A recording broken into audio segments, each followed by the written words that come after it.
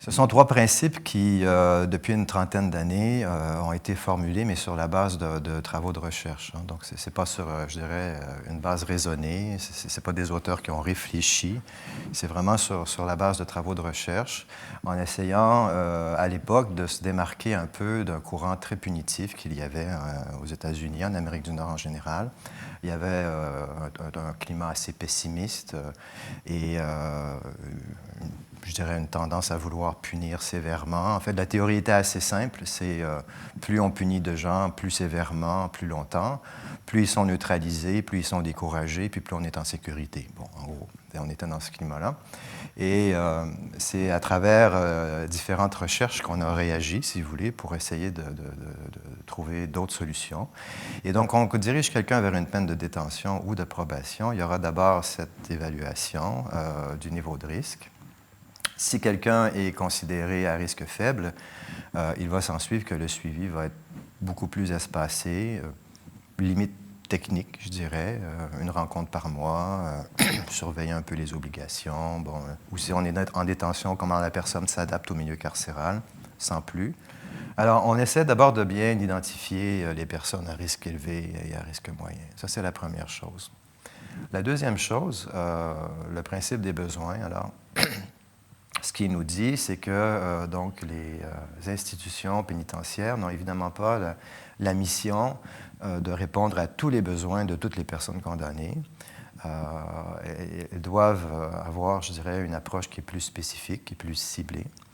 Et donc, le principe des besoins nous dit, si vous avez à définir des objectifs d'intervention, concentrez-vous, en fait, sur ce qui est associé au risque de récidive, à une diminution du risque de la récidive.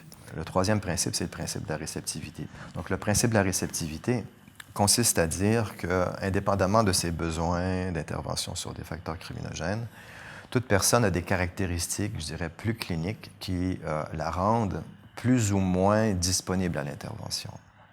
C'est une question, je vous dirais, de traitabilité, de disponibilité, d'ouverture à l'intervention.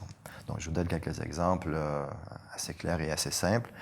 Quelqu'un qui a des difficultés de lecture, quelqu'un qui a des difficultés de raisonnement abstrait à qui on demande de réfléchir, quelqu'un qui a des symptômes anxieux ou dépressifs qui l'envahissent. Bon, dans le modèle canadien, les symptômes anxieux ou dépressifs sont rarement considérés comme un facteur de risque de récidive. Maintenant, il est clair que c'est un facteur de réceptivité important. La personne n'est pas disponible. Vous pouvez mettre dans ça aussi des facteurs un peu d'origine ethnoculturelle. Il y a des styles de communication. Monsieur ne veut pas parler aux femmes, par exemple. On se méfie des institutions parce que on vient d'un pays ou quelque chose comme ça où les gens des institutions ne sont pas dignes de confiance. Donc, il y a plein d'éléments comme ça qui peuvent tout à fait limiter la communication. Donc, c'est ce qu'on appelle la réceptivité. Donc, cela étant dit, on peut donc avoir des programmes en détention qui respectent, alors, zéro de ces trois principes. Alors, bon, vous excuserez, je vais peut-être faire une image un petit peu caricaturale, mais on suit tout le monde. Il n'y a pas de sélection. On n'a pas nécessairement des méthodes éprouvées. Donc, en fait, ça dépend, je dirais, des initiatives des personnels. Bon, il y en a un qui s'intéresse au dessin, et puis l'autre, il croit à la zoothérapie, donc ils vont s'occuper de petits animaux. Puis là, il y en a un troisième qui les amène à la bibliothèque chercher un roman, puis parler de ça, puis donc, qui découvre la littérature. Bon. Et puis, il n'y a pas non plus de facteur de réceptivité, donc à savoir s'il y a dans ça des gens qui sont complètement fermés, réfractaires à l'intervention, qui ne lisent pas, on n'en tient pas compte. On fait des programmes comme ça, ça ne donne rien.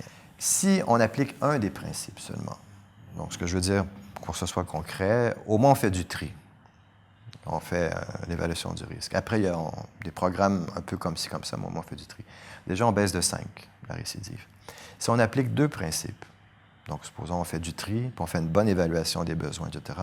D'après les recherches, on baisse à 18. Et si on applique les trois principes, on baisse à 26.